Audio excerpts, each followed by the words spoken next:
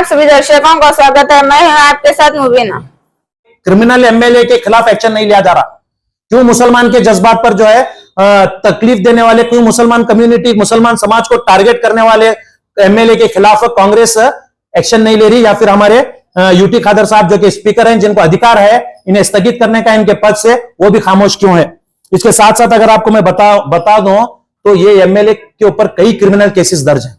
ये कांग्रेस एमएलए के ऊपर कई क्रिमिनल केसेस दर्ज हैं। पिछले दिनों राहुल गांधी ने अपने स्टेटमेंट में कहा था कि कांग्रेस के अंदर भी कुछ आरएसएस के लीडर्स मौजूद हैं जिन्हें चुनकर निकालना होगा। अरे आप निकालने से पहले वो खुद आपके सामने एक्सपोज हो रहे हैं।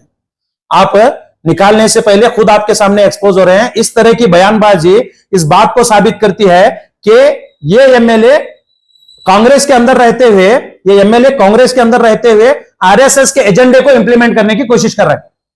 हुकूमत के अंदर ये एमएलए आरएसएस के एजेंडे को इंप्लीमेंट करने की कोशिश कर रहा है। और साथ ही साथ मैं आपको यह बात बताना चाहता हूं कि देश के अंदर अगर गवर्नमेंट की जमीन, अगर सरकारी जमीन अगर मुसलमान के हित में देने से तुम्हें तकलीफ है तो याद रखो, मुसलमान की कुर्बानियों में दी गई है आजादी भी तुम्हें रास नहीं आनी चाहिए।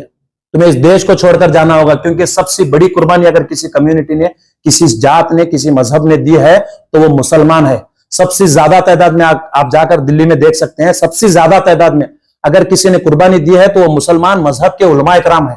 सबसे ज्यादा अगर किसी ने फांसी का फंदा झेला है तो वो मुसलमान कम्युनिटी के उलमा इकराम है, मुसलमान कम्युनिटी के नौजवान है। उसमें किसी का बेटा है, किसी का बाप है, किसी का जो है भाई है, किसी का शौहर है, कई औरतें बेवा हुए, कई माएं जो है, मायों की गोद जो है खाली हो गई जब जाकर इस देश को आजादी मिली है। अगर तुम्हें मुसलमान मजहब से रास नहीं आ रहा तो तुम्हें इस देश भी रास नहीं आना चाहिए। तुम इस देश को छोड़कर जा सकते हो अगर मुसलमान से तुम्हें तकलीफ है तो। और कई कुर्बानियों के बाद, कई हजारों कुर्बानियों के बाद ये आज मुल्क मुसलमानों के, आज मुल्क जो है आजाद है। और आज मैं आपको बताना चाहता हूं कि मुसलमान की एक सबसे बड़ी गलती, आज मुसलमान का जो है सियासी एतबार से कोई मुस्लिम एक मजबूत लीडर मौजूद नहीं है। इसमें किसी कम्युनिटी की गलती नहीं है, इसमें खुद मुसलमान की गलती है। इसमें मुसलमान की यह गलती है कि कई हजारों जाने कुर्बान कर मुसलमान इस देश को आजाद करके जो है अपना सियासी हुकूक मांगने के बजाय अपना सियासी हिस्सा जो है किसी अदर कम्युनिटी के हाथों, किसी और पार्टियों के लीडरों के हाथों जो है सौंप कर जो है अपनी रोजमर्रा की जिंदगी में जो मशगूल हो गया, ये सबसे बड़ी जो है हमारी एक लापरवाही या फिर हमारी गलती मैं कहना चाहता हूं कि यही गलती की सजा जो है आज की नस्ल, आज की जो है अवाम, आज का मुसलमान जो है समाज या फिर मुस्लिम कम्युनिटी को भुगतना पड़ रहा है। बेचते हैं फिर कांग्रेस एमएलए को क्यों? तो यही दोहरा चेहरा है, दोहरा चरित्र जिसे मैं कह रहा हूं कि यही दोहरा चरित्र है कि अगर बीजेपी में जो क्राइम, बीजेपी में रहकर जो क्राइम करता है वो क्राइम, उसके खिलाफ आप बात करते हैं, लेकिन जब इवन कांग्रेस पार्टी में रहकर वही क्राइम को अगर आपका कांग्रेस एमएलए, कांग्रेस लीडर अगर अंजाम दे रहा है तो उस पर आपकी जो है चुप्पी साधी रहती है।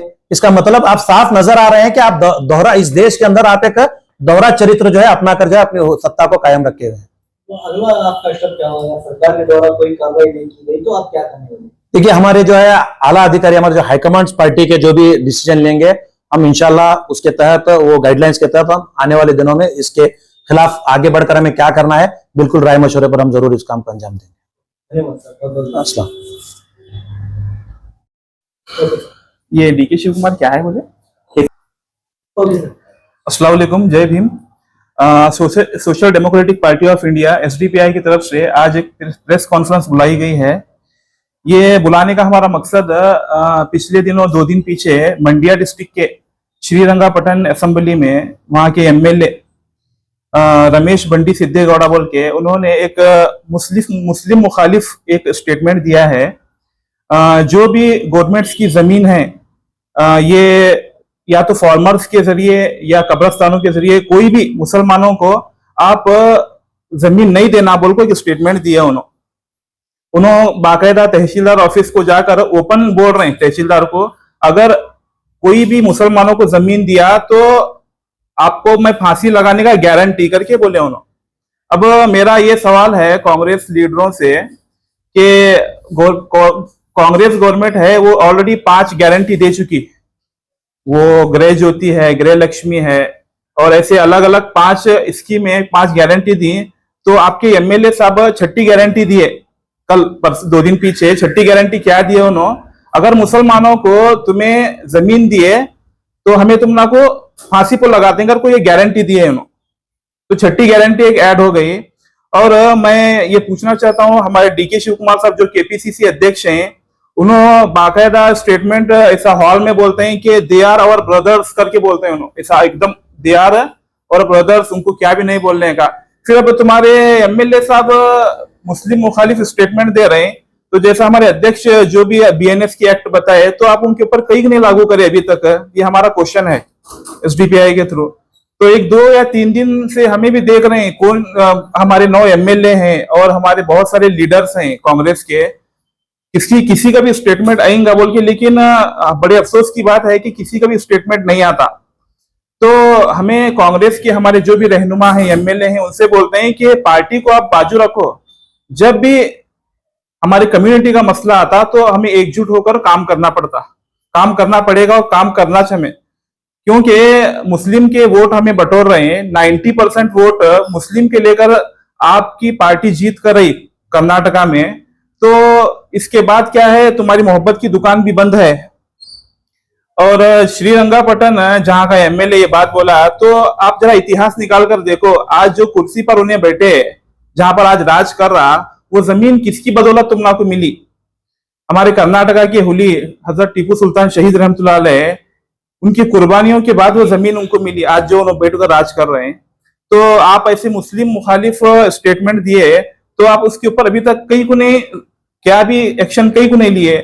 हमारे माइनॉरिटी अध्यक्ष हैं, हमारे माइनॉरिटी स्टेट के जो हमारे बीजेड जमीर अहमद खान साहब हैं और बाकी के 9 एमएलए हैं, किसी की जबान अभी तक कहीं को नहीं खुली। हमारा ये क्वेश्चन है आपसे।